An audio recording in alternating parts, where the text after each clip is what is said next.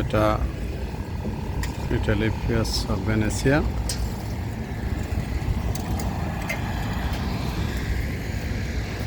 এখান থেকে হাঁটে হাঁটে এখান থেকে কলোসিয়াম, যেটা ওয়ার্ল্ডের সপ্তম আশ্চর্যের একটি আশ্চর্য, এটা সামনে দেখা যায়।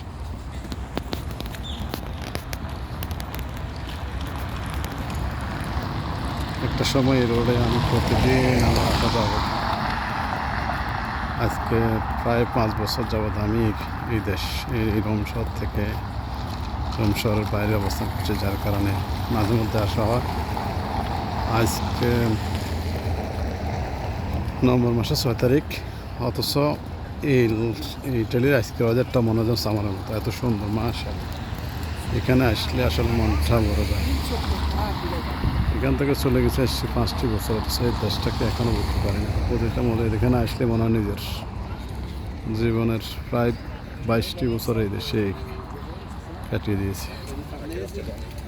আর এখন পরিবার নিয়ে সবাই লন্ডনে আছি, কিন্তু মাঝে মধ্যে আসা হয়, কারণ এই দেশটা যে কত সুন্দর। আলহামদুলিল্লাহ, পৃথিবীর অনেক দেশে গিয়েছি, অনেক দেশ আমার দেখা হয়েছে, কিন্তু রোম কেন যে রোমটাই মনে হয় যেন সব দেশের সেরা।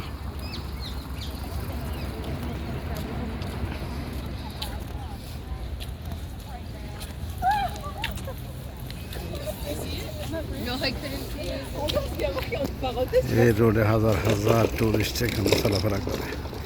এরা সব টুরিস্ট বিভিন্ন দেশ থেকে আসে রোম শহরে ঘুরতে।